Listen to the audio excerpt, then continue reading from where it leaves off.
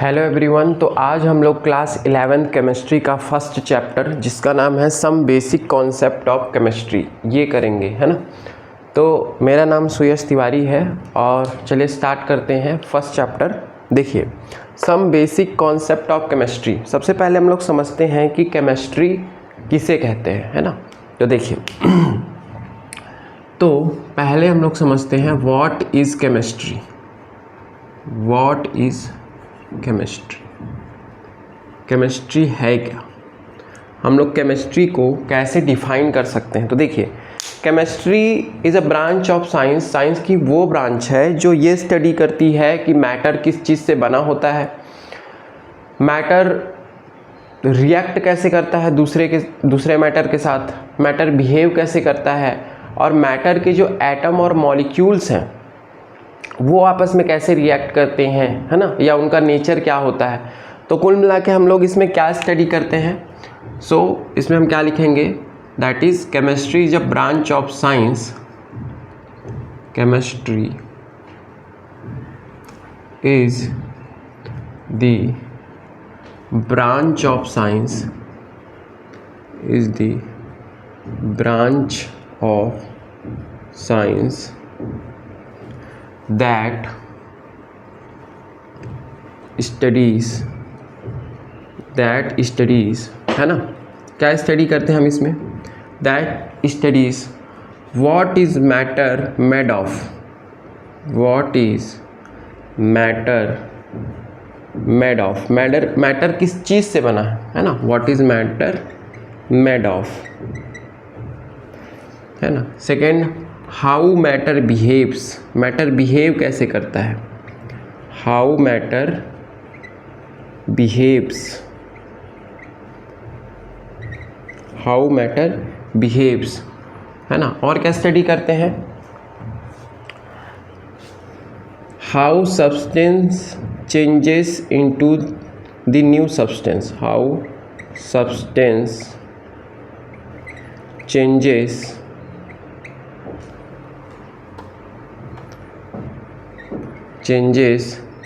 into a new substance।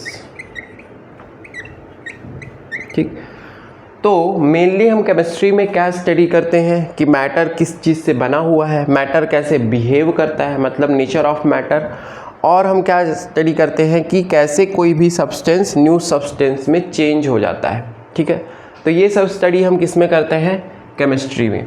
तो अगर हम केमिस्ट्री का डेफिनेशन लिखें तो डेफिनेशन क्या होगा, डेफिनेशन, तो हम लोग कैसे केमिस्ट्री को डिफाइन कर सकते हैं। तो हम लोग लिख सकते हैं that is chemistry is the study of atoms and molecules, chemistry is the study of, chemistry is the study of atoms and molecules, atoms and molecules, atoms and molecules and their reactions, and their reactions, है ना। तो हम लोग क्या बोल सकते हैं कि एक्चुअल में केमिस्ट्री है क्या, केमिस्ट्री एटम्स और मॉलिक्यूल्स की स्टडी है और उनके रिएक्शंस की स्टडी है, उसी को हम लोग क्या कहते हैं, केमिस्ट्री। अब देखिए, केमिस्ट्री बहुत यूज़फुल है ना। हमारे चारों तरफ जो भी चीज़ हम लोग देख रहे हैं ना, लगभग सब केमिस्ट्री ही है ना। तो हम लोग केमिस्ट्री का देख लेते हैं कि एग्जाम्पल क्या क्या है। इसमें आप लिख सकते हैं everything around us is chemistry, everything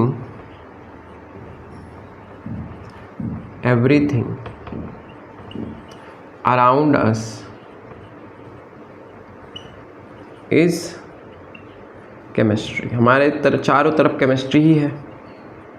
कैसे, जैसे आप एग्जाम्पल लिख सकते हैं ना, एग्जाम्पल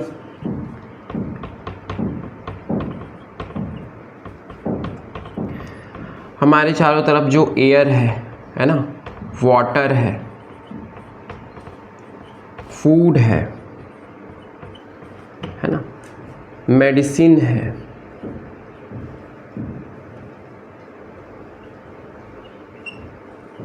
प्लास्टिक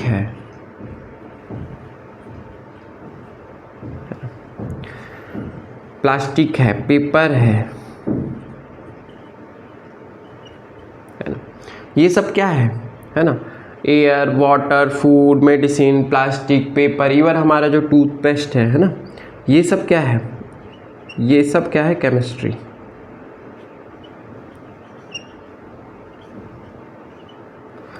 पेंट है ना। तो हमारे चारों तरफ जितनी भी चीज़ें हैं ये लगभग सब केमिस्ट्री है ना, चाहे एयर है, वाटर है ना, इनका भी केमिकल, इनके भी एटम्स होते हैं, मॉलिक्यूल्स होते हैं, इनकी भी हम लोग स्टडी करते हैं कि किस चीज़ से बने हुए हैं, ये कैसे बिहेव करते हैं, है ना। तो जितनी भी चीज़ें हैं, air, water, food, medicine, plastic, paper, ये सब चीज़ें क्या है, हमारी केमिस्ट्री है ना। तो हमारे अराउंड लगभग जितनी भी चीज़ें हैं वो सब क्या है, केमिस्ट्री है। इन सब की हम लोग केमिस्ट्री में स्टडी करते हैं कि ये किस चीज़ से बने हुए हैं, ये कैसे बिहेव करते हैं, इनके एटम और मॉलिक्यूल का नेचर कैसा है ना। तो ये सभी चीज़ें हमारी क्या है, केमिस्ट्री है। अब नेक्स्ट हम लोग देख लेते हैं इम्पॉर्टेंस ऑफ केमिस्ट्री, है ना। तो देखिए,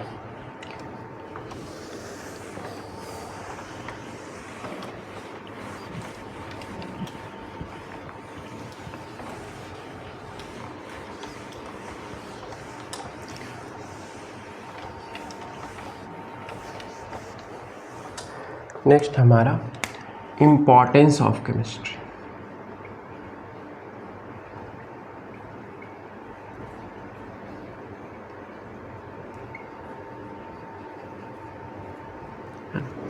तो केमिस्ट्री की इम्पॉर्टेंस क्या है, तो देखिए, everything around us is chemistry. हमारे चारों तरफ जो भी चीज़ है सब लगभग केमिस्ट्री है ना, इज ऑलमोस्ट केमिस्ट्री, है ना। अब देखिए, अब इसमें हम लोग कुछ पॉइंट लिख लेते हैं। तो केमिस्ट्री लगभग सभी फील्ड में यूज़फुल है, जितनी जो भी फील्ड देखेंगे हर फील्ड में आपको केमिस्ट्री दिख जाएगा। तो एवरीथिंग, तो आप इसमें ऐसा लिख सकते हैं, chemistry is useful, chemistry is useful in almost every field, in almost every field। तो केमिस्ट्री लगभग हर फील्ड में यूज़फुल है ना। Chemistry is useful in almost every field. अब देखिए कहाँ कहाँ यूज़फुल है, तो देख लेते हैं किस किस फील्ड में केमिस्ट्री यूज़फुल है। जैसे पहले केमिस्ट्री कहाँ यूज़फुल है, एग्रीकल्चर में, इंडस्ट्रीज़ में, मेडिसिन्स में, इन्वायरमेंट में, हमारे डेली लाइफ में, है ना। देखिए सबसे पहले हम लोग देखते हैं मेडिसिन्स में।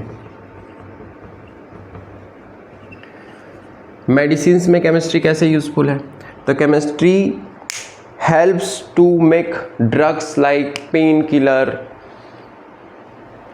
Antibiotic, cancer medicine, AIDS medicine, है ना। इवन पैरासीटामॉल भी जो हम बनाते हैं वो केमिस्ट्री का यूज़ करके बनाते हैं ना। तो जितने भी हमारी ड्रग्स हैं, लाइफ सेविंग ड्रग्स हैं, है ना, तो इसमें लिख लीजिए chemistry helps to make, chemistry helps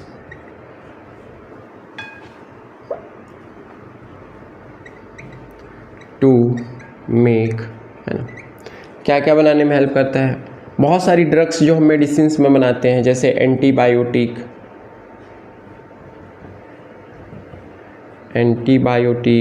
है ना, पेन किलर्स,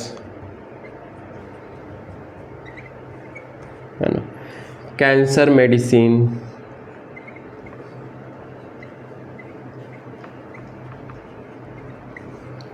और कैंसर मेडिसिन है, एड्स मेडिसिन है,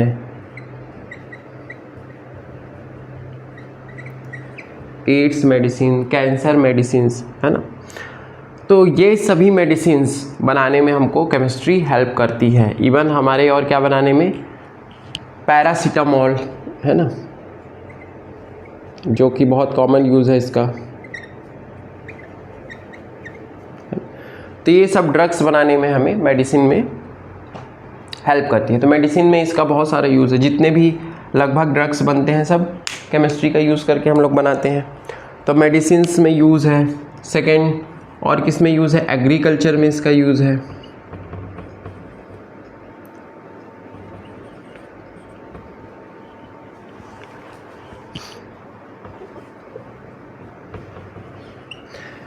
एग्रीकल्चर में क्या क्या यूज़ है? तो एग्रीकल्चर में जो भी हम लोग बनाते हैं, हेल्प्स टू मेक, है ना, helps in making, chemistry helps to make, किस में हेल्प करता है? फर्टिलाइज़र बनाने में,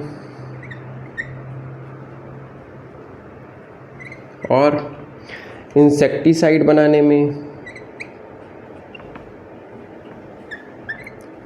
और पेस्टिसाइड्स बनाने में,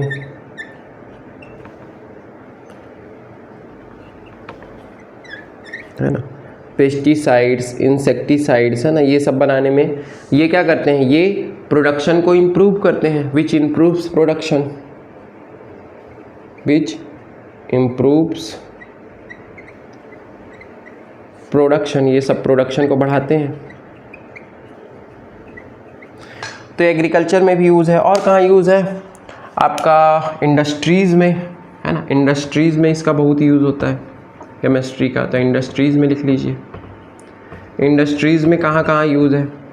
तो इंडस्ट्रीज़ में जितनी भी चीज़ें हैं, सोप, पेपर, डिटर्जेंट, पेंट, है ना, ये जितनी भी चीज़ें हैं ये सब हम लोग केमिकल का, केमिस्ट्री का यूज़ करके बनाते हैं। तो इंडस्ट्रीज़ ऑफ, जैसे हम लोग का सोप हो गया, है ना, सोप है, डिटर्जेंट है ना, ग्लास है, पेंट है ना, पेपर है, ठीक। तो इन सभी इंडस्ट्रीज़ में हम लोग यूज़ करते हैं, किसका यूज़ करते हैं? प्लास्टिक है ना, ठीक।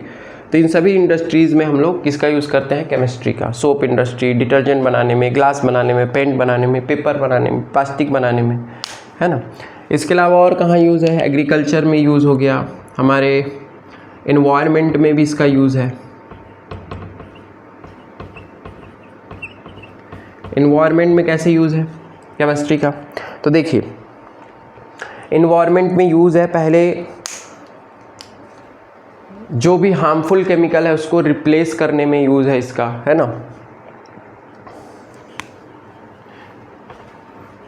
तो इट रिप्लेसेस हार्मफुल केमिकल, है ना, इट रिप्लेसेस। तो इसको ऊपर में लिख लेते हैं ना। देखो एनवायरनमेंट में क्या क्या यूज़ है।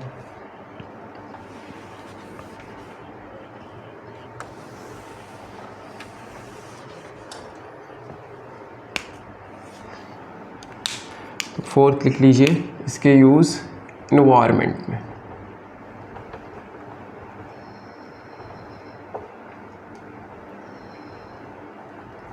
क्या क्या यूज़ है एनवायरनमेंट में? तो ये क्या करता है? हार्मफुल केमिकल को रिप्लेस कर सकता है, ओजोन को प्रोटेक्ट करता है ना।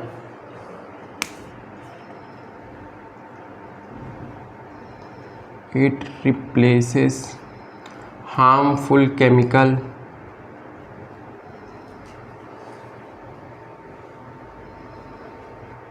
लाइक CFC, जैसे CFC है, कार्बन फ्लोरोकार्बन, है ना। तो ये कार्बन कैसे होते हैं? ये सब कार्बन ओजोन लेयर के लिए बहुत खतरनाक होते हैं, कार्बन फ्लोरोकार्बन, है ना, CFC। तो इसको क्या करता है? रिप्लेस करने का काम करता है ना। क्लोरोफ्लोरोकार्बन, इसको क्या बोलते हैं? क्लोरोफ्लोरोकार्बन। और किस में काम आता है ये पॉल्यूशन को रिड्यूस करता है ना। It reduces pollution,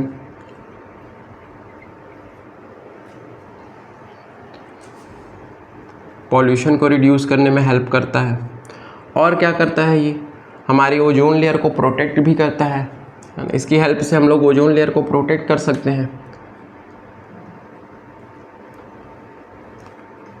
protects ozone layer.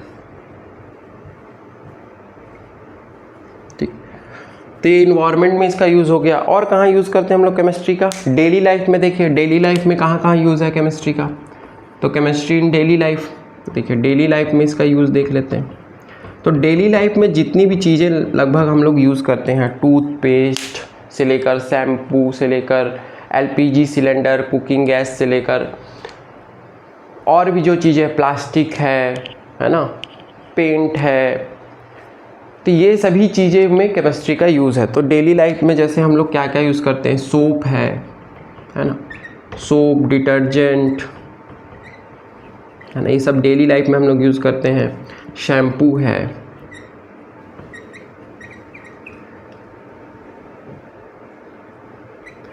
Shampoo है, पेंट है, प्लास्टिक है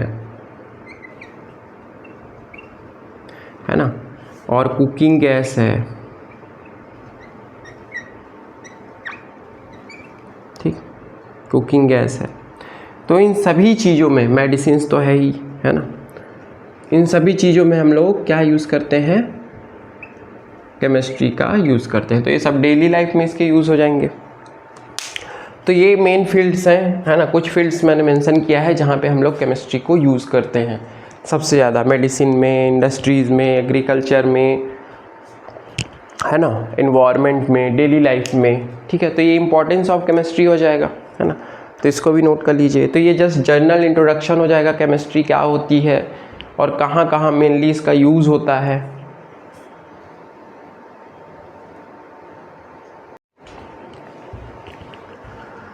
नेक्स्ट हम लोग देखते हैं स्टडी गोल्स, मतलब इस चैप्टर के मेन टॉपिक्स क्या हैं जिसे हमें समझना है। देखिए इसमें सबसे पहले हमको समझना है नेचर ऑफ मैटर को। नेचर ऑफ मैटर पढ़ेंगे। उसके बाद हम लोग डिस्कस करेंगे मेजरमेंट्स।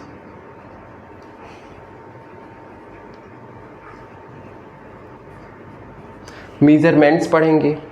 उसके बाद हम लोग पढ़ेंगे law of chemical combination. Law of chemical combination.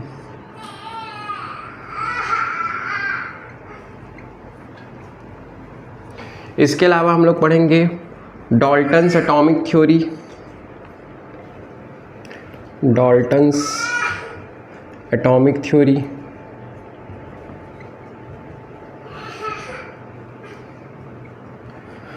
और इसमें हमको पढ़ना है आपका मोल कॉन्सेप्ट, है ना। मोल कॉन्सेप्ट पढ़ लेते हैं।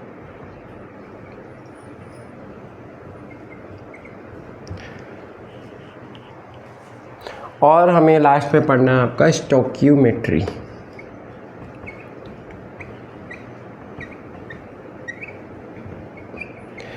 तो ये मेन हमारे की टॉपिक्स हैं जिसको हम इस चैप्टर में डिस्कस करेंगे।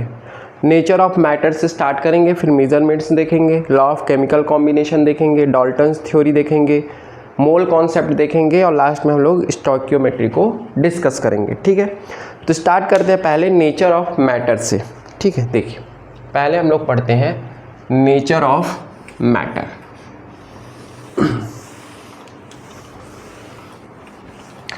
तो इसमें सबसे पहले समझिए कि मैटर किसे कहते हैं या मैटर क्या होता है। देखिए मैटर क्या होता है, तो मैटर आप 9th से पढ़ रहे हैं ना, 9th से क्या प्राइमरी से पढ़ रहे होंगे matter.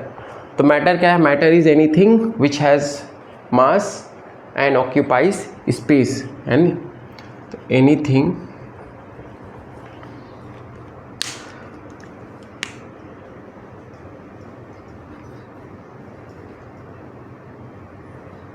anything which has mass and occupies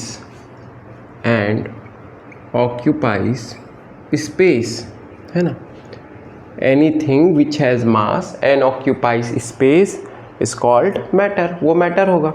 example क्या सकते हैं? एग्जाम्पल हमारा वाटर, एयर, है ना, ये सब क्या है, मैटर। वाटर है, एयर है, चेयर है ना, ये सभी चीज़ मैटर है। जिस भी चीज़ को हम लोग देख सकते हैं, छू सकते हैं, महसूस कर सकते हैं, है ना, वो सब क्या है, मैटर। ठीक है, अब हम लोग करते हैं स्टेट्स ऑफ मैटर। मैटर कितने स्टेट्स में मिलता है, तो मेनली हम लोग मैटर को 3 पार्ट्स में डिवाइड किए हैं, है ना, स्टेट्स ऑफ मैटर। नेक्स्ट हम लोग डिस्कस करते हैं स्टेट्स ऑफ मैटर। तो हमें पता है मैटर को हम लोग मेनली मेजरली 3 पार्ट्स में डिवाइड करते हैं। एक हमारा होता है सॉलिड, एक होता है लिक्विड, एक होता है गैस। सॉलिड जैसे हमारे चारों तरफ जो भी चीज़ें हम लोग को दिखती है ना, जैसे ग्लास है, रॉक है ना, ये सब क्या है, सॉलिड है। ग्लास है, आइस है ना, आइस है ना, ये सब क्या है, हमारा सॉलिड है ना। अब जो सॉलिड होता है, सॉलिड में क्या होते हैं, सॉलिड की प्रॉपर्टी क्या होती है, तो देखिए सॉलिड के जो पार्टिकल्स हैं, पार्टिकल्स वेरी क्लोज होते हैं। तो पार्टिकल्स आर वेरी क्लोज, है ना। सॉलिड के पार्टिकल्स कैसे होते हैं, वेरी क्लोज, है ना। एंड ये पार्टिकल क्योंकि बहुत पास पास होते हैं इसलिए इसमें कोई मूवमेंट नहीं होता, है ना। सो ऑलमोस्ट नेग्लिजिबल मूवमेंट, है ना, तो इनका मूवमेंट लगभग 0 होता है, almost no movement, almost negligible movement, इनमें कोई मूवमेंट नहीं होता, है ना। सॉलिड के पार्टिकल्स में लगभग नेग्लिजिबल मूवमेंट होता है, ऑलमोस्ट नेग्लिजिबल मूवमेंट।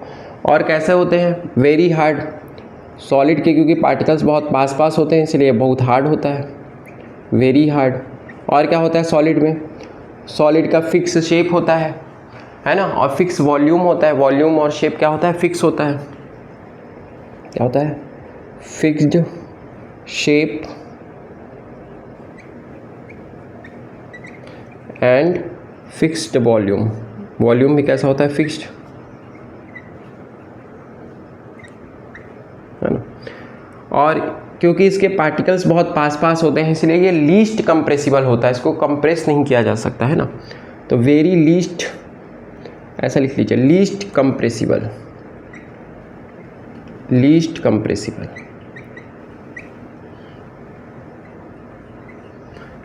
है ना, बहुत लीस्ट कंप्रेसिबल होता है। और क्या होता है, इसमें जो डिफ्यूजन होता है वो भी बहुत कम होता है ना।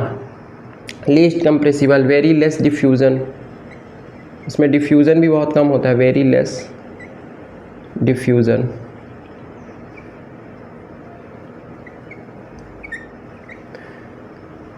तो ये सब प्रॉपर्टीज़ होती हैं हमारी सॉलिड की। सॉलिड के पार्टिकल्स पास पास होते हैं, ऑलमोस्ट नेग्लिजिबल मूवमेंट, उसमें कोई मूवमेंट नहीं होता, ये हार्ड होते हैं, इनका शेप और वॉल्यूम फिक्स होता है, इनको कंप्रेसिबल, लीस्ट कंप्रेसिबल होते हैं, और इसमें डिफ्यूज़न भी बहुत कम होता है। ठीक है, तो ये सब सॉलिड हो जाएगा।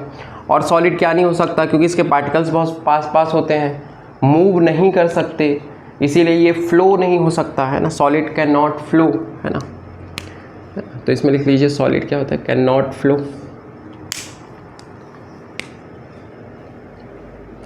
कांट फ्लो, सॉलिड फ्लो नहीं हो सकता। तो ये सब सॉलिड के प्रॉपर्टीज़ हो जाएंगी। वैसे हम तो सॉलिड के आप जानते हैं एग्जांपल बहुत सारे हमारे चारों तरफ, है ना।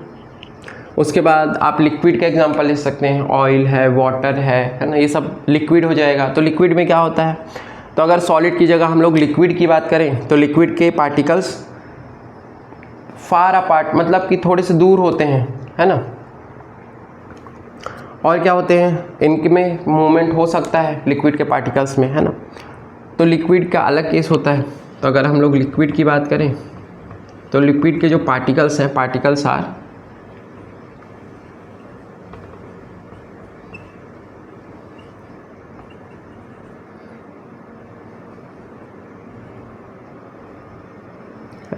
अब इसके पार्टिकल्स थोड़े से दूर होते हैं, है ना,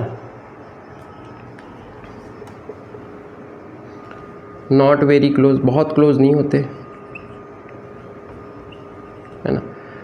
और ये क्या हो सकते हैं, कैन मूव, ये मूवमेंट कर सकते हैं पार्टिकल्स, है ना, लिक्विड के पार्टिकल्स मूवमेंट कर सकते हैं, इसीलिए ये फ्लो हो सकता है, इसीलिए इसको फ्लूइड कहते हैं, है ना।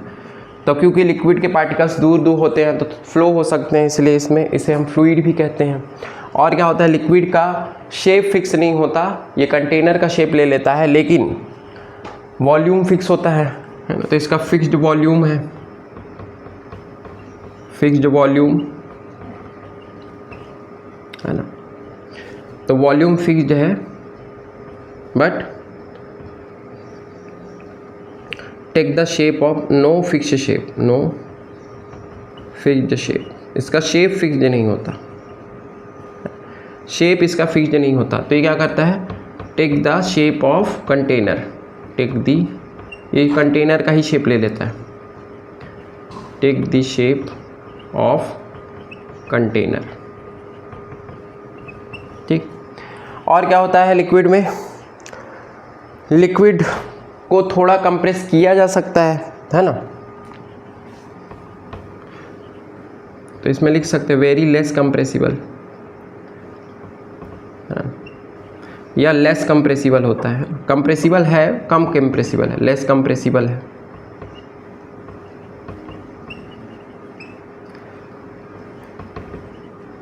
ठीक। और क्या है, ये इसमें डिफ्यूज़न शो होता है, तो ये थोड़ा बहुत डिफ्यूज़न हो सकता है ना, कैन डिफ्यूज़, स्लो डिफ्यूज़न होता है इसमें, है ना। तो इसमें क्या होता है, slow diffusion, slow diffusion, slow diffusion होता है, ठीक है। तो ये सब लिक्विड का हो जाएगा। उसके अलावा जब गैस की बात करेंगे तो गैस के पार्टिकल्स फार अपार्ट, बहुत दूर दूर होते हैं, वो सफिशेंटली मूव कर सकते हैं, उनका वॉल्यूम फिक्स नहीं होता, उनका शेप फिक्स नहीं होता, है ना। हाईली कंप्रेसिबल होते हैं क्योंकि इनके बीच में बहुत गैप होता है, और ये फास्ट डिफ्यूज़न शो करते हैं, इनमें डिफ्यूज़न भी फास्ट होता है। तो अगर हम लोग गैस की बात करें तो गैस के केस में क्या होता है कि गैस हाईली कंप्रेसिबल भी है ना, गैस में फास्ट डिफ्यूज़न भी होता है, गैस का वॉल्यूम और शेप फिक्स नहीं होता, है ना। तो गैस में, तो गैस का भी आपको पता है, अगर ये लिक्विड की बात होगी तो गैस का भी आप बता सकते हैं कि गैस के पार्टिकल्स फार अपार्ट होते हैं, आर फार अपार्ट, है ना, फार अपार्ट, दूर दूर होते हैं, है ना। और क्या है, गैस के पार्टिकल्स मूव हो सकते हैं, है ना, और इनका नो फिक्स्ड शेप, कोई भी फिक्स्ड शेप नहीं होता, fixed shape, and no fixed volume, ना ही इनका कोई फिक्स वॉल्यूम होता है ना। दे फिल द कंटेनर, है ना, ये कंटेनर का ही वॉल्यूम ऑक्यूपाई कर लेते हैं। और क्या होता है, इनमें फास्ट डिफ्यूज़न होता है ना, और हाईली कंप्रेसिबल होते हैं, हाईली कंप्रेसिबल,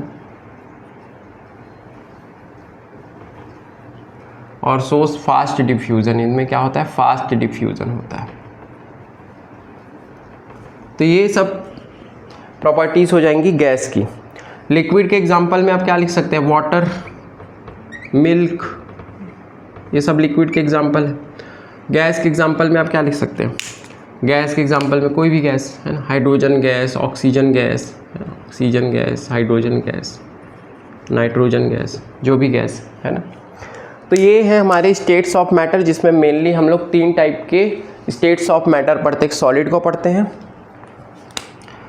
एक लिक्विड को पढ़ते हैं और एक गैस को पढ़ते हैं, और इनकी प्रॉपर्टीज़ को पढ़ते हैं। तो मेनली याद रखिएगा कि जो सॉलिड के पार्टिकल्स हैं बहुत क्लोज होते हैं, इसी कारण ये हार्ड होता है, लेस कंप्रेसिबल होता है, लेस डिफ्यूजन शो करता है, और वॉल्यूम और शेप फिक्स होते हैं। लिक्विड के पार्टिकल्स थोड़े से दूर होते हैं, बहुत क्लोज नहीं होते, थोड़ा सा इनके बीच में स्पेस होता है, इसीलिए मूव कर सकते हैं, इनका वॉल्यूम फिक्स नहीं होता, लेकिन इनका शेप फिक्स नहीं होता लेकिन वॉल्यूम फिक्स होता है ना। कंटेनर का ही शेप ले लेते हैं, कंप्रेसिबल है और स्लो डिफ्यूजन शो करते हैं। गैस के पार्टिकल्स फार अपार्ट, बहुत दूर दूर है ना, इनका शेप और वॉल्यूम फिक्स है नहीं, हाईली कंप्रेसिबल है, डिफ्यूज़न भी फास्ट होता है ना। तो ये सब गैस की प्रॉपर्टीज़ हो जाएंगी, ठीक है। तो ये हो गए हमारे स्टेट्स ऑफ मैटर। नेक्स्ट हम लोग देख सकते हैं क्लासिफिकेशन ऑफ मैटर, कि हम मैटर को क्लासीफाई कैसे करते हैं। तो ये स्टेट्स ऑफ मैटर में आपको 3 चीज़ याद रखना है, सॉलिड, लिक्विड और गैस। तो ये बहुत सिंपल था, है ना, ये आप पहले भी पढ़ चुके हैं।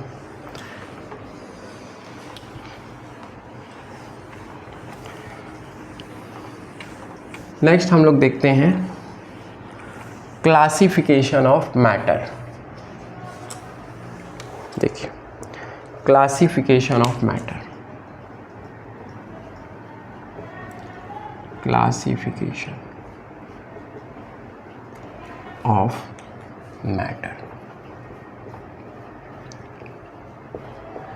ठीक है। तो मैटर को हम लोग मेनली 2 पार्ट में क्लासीफाई करते हैं, एक प्योर सब्सटेंस और एक होता है मिक्सचर। मैटर को हम 2 पार्ट में क्लासीफाई करते हैं, एक होता है हमारा प्योर सब्सटेंस, प्योर सब्सटेंस,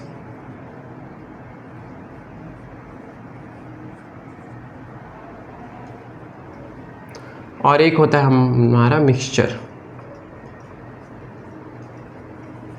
अब प्योर सब्सटेंस को फर्दर हम लोग 2 पार्ट में डिवाइड करते हैं, एक होता है हम लोग का एलिमेंट और एक होता है हमारा कंपाउंड, ठीक। मिक्सचर को हम लोग 2 पार्ट में डिवाइड करते हैं, एक होता है हम लोग का homogeneous mixture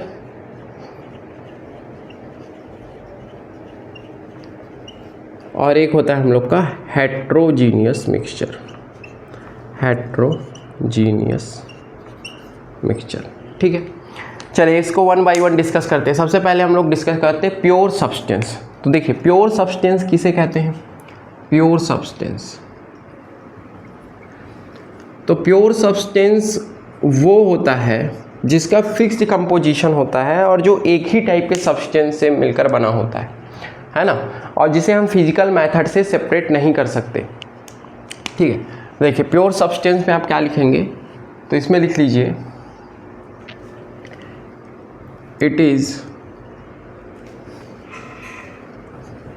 it has fixed composition। इसका जो कंपोजिशन होता है वो फिक्स होता है। it has fixed composition, it has fixed composition and made of same type of substances।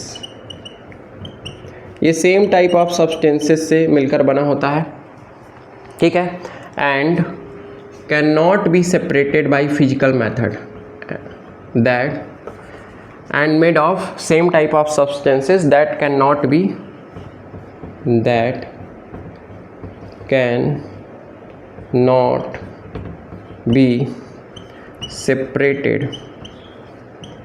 separated by using physical method, जिसे हम फिजिकल मेथड यूज़ करके फिजिकल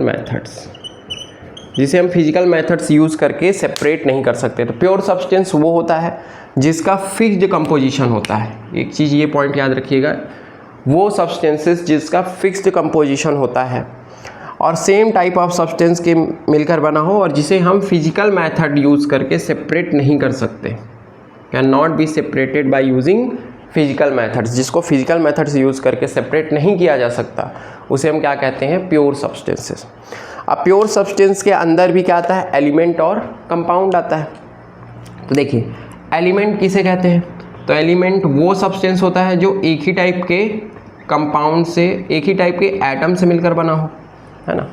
एलिमेंट किसे कहते हैं, substance which is made up of same type of atom, वो substance जो same type of atom से मिलकर बना हो, है ना। substance which is made up of same type of atom, जो सेम टाइप ऑफ एटम से मिलकर बना होता है उसे हम क्या कहते हैं, सब्सटेंस। एग्जाम्पल जैसे गोल्ड है ना, कोई भी एग्जाम्पल ले लेते, गोल्ड हो गया, कॉपर हो गया, आयरन हो गया, कॉपर हो गया, एक ही टाइप के एटम से मिलकर बने हुए हैं तो इन्हें हम क्या कहेंगे, एलिमेंट। तो एलिमेंट क्या है, सेम टाइप ऑफ एटम से मिलकर बना होता है। किससे बना होता है, सेम टाइप ऑफ एटम से मिलकर बना होता है, ठीक। वैसे ही कंपाउंड, तो कंपाउंड में क्या बोलेंगे, कंपाउंड जो सब्सटेंस के फिक्स्ड कंपोजिशन से बनता है ना। कंपाउंड क्या होता है, तो अगर आप कंपाउंड को लिखेंगे तो compound is made up of by the combination of substances in a fixed composition. तो कंपाउंड कैसे बनता है, compound is made up of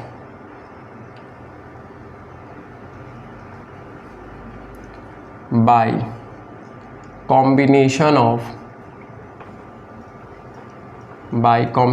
of substances है ना। The compound is made by combination of substances in fixed ratio।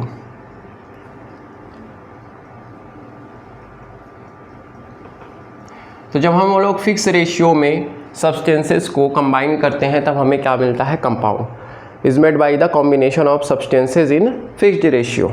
जैसे example ले लेते हैं हम लोग H2O, जिसमें वाटर और ऑक्सीजन का फिक्स्ड रेशियो होता है, CO2 है ना। तो ये जितने भी कंपाउंड्स हैं ये हमेशा एटम्स के या सब्सटेंसेस के फिक्स्ड रेशियो में कंबाइन होने से बनता है। तो ये हो गया कंपाउंड। तो प्योर सब्सटेंस के दो पार्ट है, एक एलिमेंट है और एक कंपाउंड। एलिमेंट क्या होता है, सेम टाइप ऑफ एटम से मिलकर बना होता है। कंपाउंड क्या होता है, सब्सटेंसेस के फिक्स्ड रेशियो में मिलने से बनता है। जैसे यहाँ ऑक्सीजन और हाइड्रोजन फिक्स्ड रेशियो में मिलते हैं, यहाँ पे कार्बन और ऑक्सीजन फिक्स्ड रेशियो में मिलते हैं। तो फिक्स्ड रेशियो में जब सब्सटेंसेस मिलते हैं तब क्या बनता है, कंपाउंड बनता है। और एक ही टाइप के एटम से जो बना होता है उसे हम क्या कहते हैं, एलिमेंट कहते हैं, ठीक है। तो ये प्योर सब्सटेंस के दो टाइप हो गए। अब हम लोग मिक्सचर की बात करते हैं। तो मिक्सचर में क्या होगा, जैसे ये फिक्स्ड कंपोजिशन से बनता है तो इसमें वेरिएबल कंपोजिशन होगा, इसमें कोई फिक्स्ड कंपोजिशन नहीं होगा। इसको हम लोग फिजिकल मेथड से सेपरेट कर सकते हैं, इसे नहीं कर सकते लेकिन इसको कर सकते हैं, ठीक है। तब मिक्सचर का लिख लीजिए। तो मिक्सचर में क्या आएगा, अगर मैं प्योर सब्सटेंस की जगह इसको मिक्सचर कर दूं तो यहाँ पे आप क्या लिखेंगे, देखिए अगर हम मिक्सचर का लिखें तो मिक्सचर क्या होता है, इट हैज़ फिक्स्ड की जगह क्या लिखेंगे हम लोग, वेरिएबल है ना। इसमें वेरिएबल कंपोजिशन होता है, कोई फिक्स्ड कंपोजिशन नहीं होता। It has variable composition and made up of अब इसमें सेम टाइप हटा दीजिए, सेम टाइप से भी हो सकता है, वेरिएबल कंपोजिशन होना चाहिए, है ना, ठीक है। दैट कैन बी लिख लीजिए, है ना, कैन नॉट की जगह that can be separated by using physical method. तो ये वेरिएबल कंपोजिशन से it has variable composition, mixture में variable composition of substances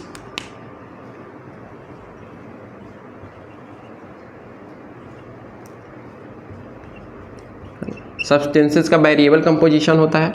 that can be separated by using physical method, जिसे हम फिजिकल मेथड यूज करके separate कर सकते हैं,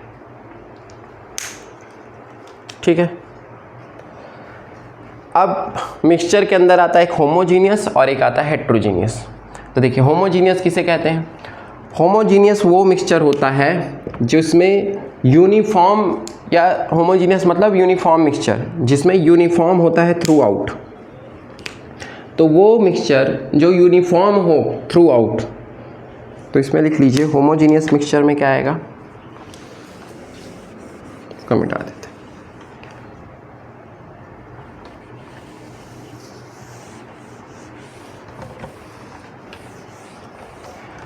ठीक है। तो होमोजीनियस मिक्सचर क्या होता है? जो यूनिफॉर्म होता है, uniform mixture, uniform through out.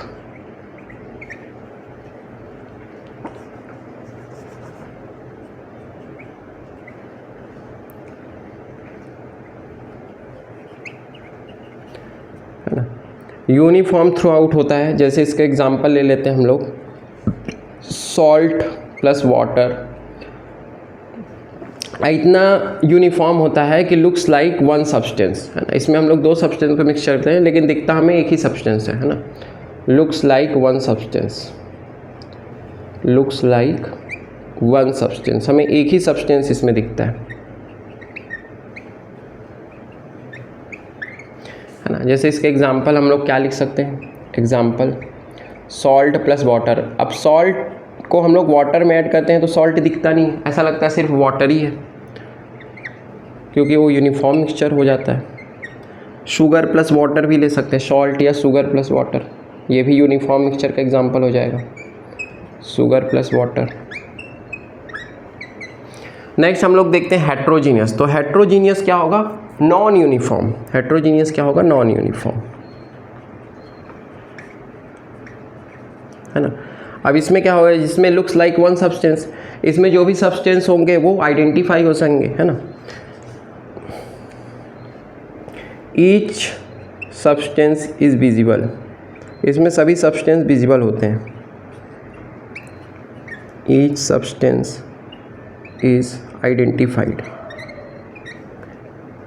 Each substance can be identified, can be identified. इसमें हर सब्सटेंस को हम लोग आइडेंटिफाई कर सकते हैं। एग्जांपल लिख लीजिए, जैसे ऑयल प्लस वाटर, इसमें ऑयल और वाटर को हम लोग आइडेंटिफाई कर सकते हैं। और क्या लिख सकते हैं? Sand plus water, sand plus water, sand और वाटर को हम लोग अलग अलग आइडेंटिफाई कर सकते हैं। तो ये नॉन यूनिफॉर्म मिक्सचर होता है, होमोजीनियस होता है यूनिफॉर्म।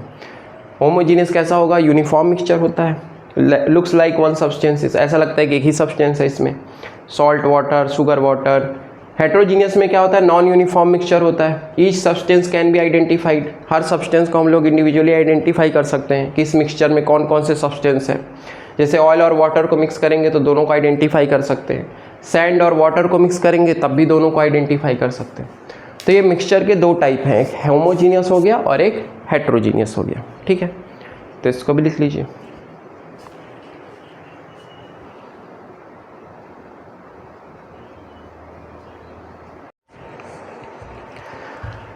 नेक्स्ट हम लोग देखते हैं प्रॉपर्टीज़ ऑफ मैटर। तो मैटर की मेनली हम लोग दो प्रॉपर्टीज़ डिस्कस करते हैं, एक है फिजिकल प्रॉपर्टी, एक है केमिकल प्रॉपर्टी। देखिए फिजिकल प्रॉपर्टी क्या होती है पहले समझते हैं, और फिर केमिकल प्रॉपर्टी क्या होती है। तो देखिए पहले देखते हैं हम लोग फिजिकल प्रॉपर्टीज़। फिजिकल प्रॉपर्टीज़, तो देखिए फिजिकल प्रॉपर्टीज़ कौन सी प्रॉपर्टीज़ होती हैं? Those properties that can be observed without changing the substance, है ना। सब्सटेंस को चेंज किए बिना अगर हम किसी प्रॉपर्टी को ऑब्जर्व करते हैं तो उस प्रॉपर्टी को हम लोग कहते हैं फिजिकल प्रॉपर्टीज़, है ना। इसमें चाहे तो लिख लीजिए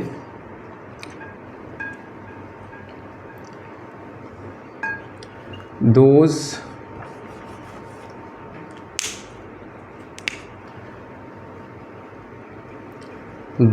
properties that can be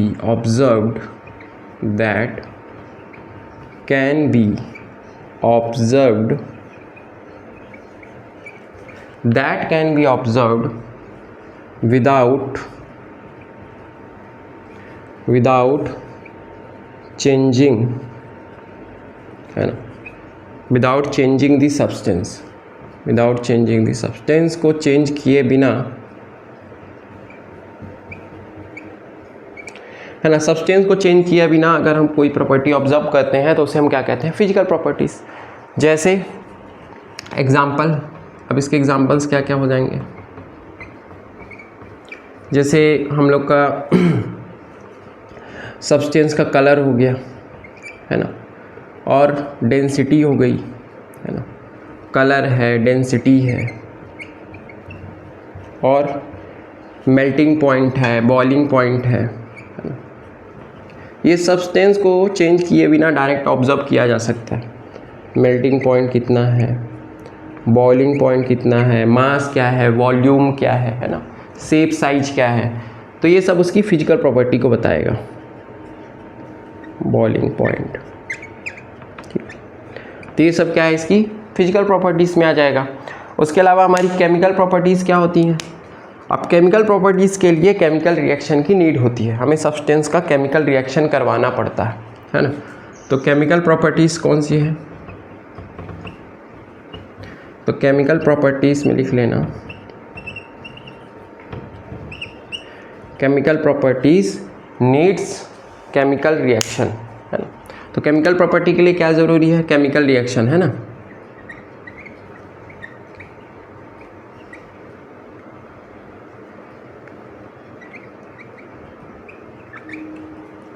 इसके लिए केमिकल रिएक्शन की रिक्वायरमेंट होती है ना, नीड्स केमिकल रिएक्शन।